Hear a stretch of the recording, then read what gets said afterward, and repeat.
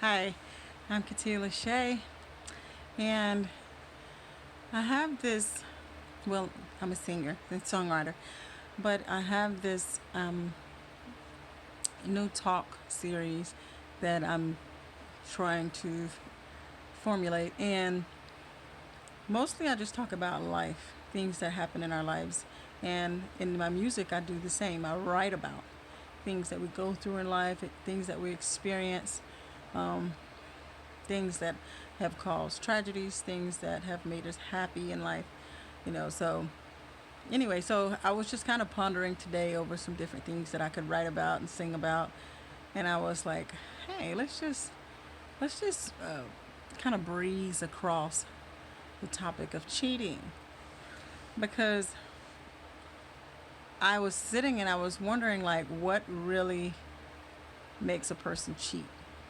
I mean, the obvious things that would make people cheat: if they're in bad relationships, they're being mistreated, the male or the female, guy or girl, husband or wife, girlfriend or boyfriend, if they're doing certain things towards that person that makes them feel bad, or if they're, I mean, you have people that cheat because they're not getting enough attention, people that cheat because they're home and then the spouse is working all the time, and that spouse might be tired, they're not getting enough attention, or they're not spending enough time with each other or something like that, and that's on them. Really, you have to make time for each other.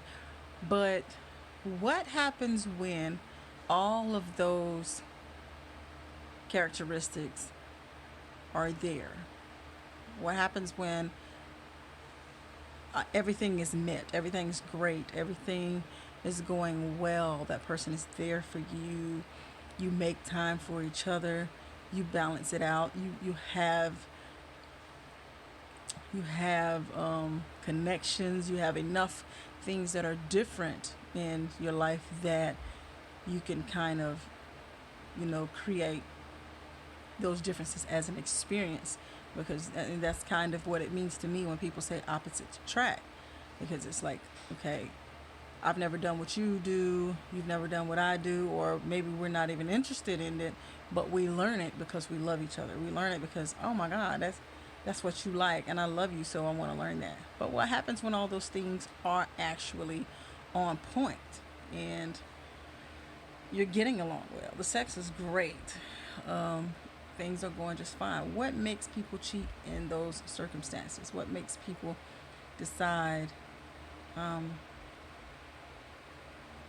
I've met somebody, or I've been talking to somebody, just, or I'm at work with somebody all the time. I see them all the time, and then some time down the road, months or years later, you just decide, huh? What, I mean, I don't know. What is it? What is decided? Do you decide that they finally looked at you the right way? Did you get so bored in your perfect relationship, or not so perfect, but did you get bored in your relationship that you decided, whatever, or did the opportunity just present itself? So, I mean, I really would like some people to just kind of give me their thoughts on what you think people think before they cheat. Or do they think at all? Or, I know I hear a lot of people say it just happened. So what does that mean? You didn't have time to think about it, or you thought about it so much until it just became a part of you? Um, I wonder about that. I wonder what people are really thinking, or what actually goes through their minds, or what is that okay, or that aha moment, that moment that makes you decide, I need that, I want that, I'm gonna do that. What point in your mind do you get to that makes you decide to go there? I'm not perfect. I, as an adult, like a real adult, I haven't cheated. When I was younger, like my teens, I mean, I guess I've had my messy times, but as an adult, being married and dating, and I haven't cheated. I just made the choice not to. And not only that, I guess being raised up in a religious household, a lot of the things that I was raised, a lot of the values that I was raised with meant something to me. I really believed them. I really believed the things that my mom told me about reaping what you sow and things like that. I really, really, really believed in that stuff. And not only that, I thought about what that other person would feel like. I thought about what I would feel like, you know. And then there was a piece of me that felt disrespected and disgusted by somebody who had someone and was willing to mess that up to be with me, or you know, even just to say, well, we alright, but that ain't got nothing to do with me and you. What you talking about? That's got everything to do with everybody. I mean, what are you doing? Like, so your situation's so messed up, you got to come and go and try to, you know, open up another door and you've not closed the other. And then where does that leave me? I'm a lover. I love to love. I was born to love. So why would I put myself in a situation where I'm allowing myself to, quote unquote, have fun with you, and then I'm a person that naturally connects to people. So now I'm connected to you, but I have to understand that you don't want anything but a piece of that pie, because you already have somebody. You're not loyal to them. You're not gonna be loyal to me. So those are the things I think about. I mean, we're not perfect. We are attracted by nature to others. More than one person. We're attracted to by nature. It's what we do with that. It's the decision that we make. You know, people are lying if they say, I mean, there are people you can look at and they never even catch your eye. But there are people that you look at and it's like, oh my God, you're so handsome, or you're so good looking, you're so sexy. But it's like, what do you do after that? I mean, you don't have to take it any further.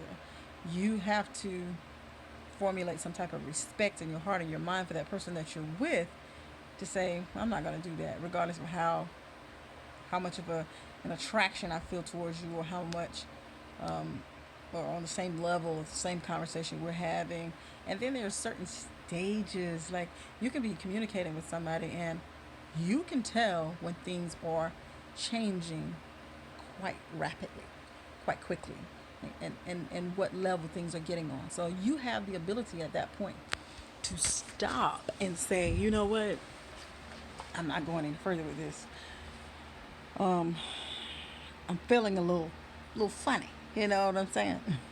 It's about like any agent that you lay on your skin, no matter what it is. It starts feeling like water was just put on your skin, and then all of a sudden you have this little tingly feeling that starts coming about. And if it's a agent that's really dangerous for the skin, now it's starting to turn into like a little itchy, little burning, little feeling, and eventually, now depending on what it is, it may even start bruising or scar. So there are levels to things. There are levels to pretty much everything we go through in our lives. It's up to you to decide, no, I'm not gonna do that. No, something's not right here. Oh my God, look what I'm feeling. And I say that as an adult, because when I was a teenager, those transitions happened so quickly, and I noticed them, but I didn't realize that I could stop them, or I didn't realize that it was best to. I think I knew that I had the ability to make the decision, but I think I just didn't realize that it was best not to go further, go forward. I made so many mistakes because of that. But when you get into a relationship with somebody and you start knowing your worth and what you want in your life, you start understanding, okay, that person that I'm with, if you've taken the time to respect yourself, then you're with somebody that you respect. So you don't want to take them through the hurt and pain of cheating on them. But some people do it. A lot of people do it. And so I was just thinking today, like, I'm going to write a song that has something to do with that. But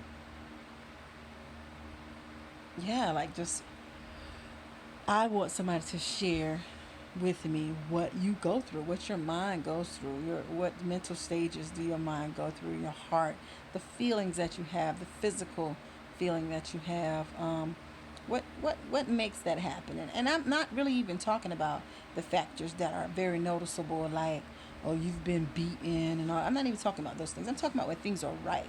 I'm not even talking about when this guy comes around, oh my God, he can shower you with all these gifts. I mean, that's on you. You know, you can, if you have a man that's not really taking care of you, and you decide that the grass is greener on the other side, or you just gonna play around so you can get what you want. You know, that's on you, and just things you still shouldn't do. But what I'm really talking about is when things are just, great in your relationship.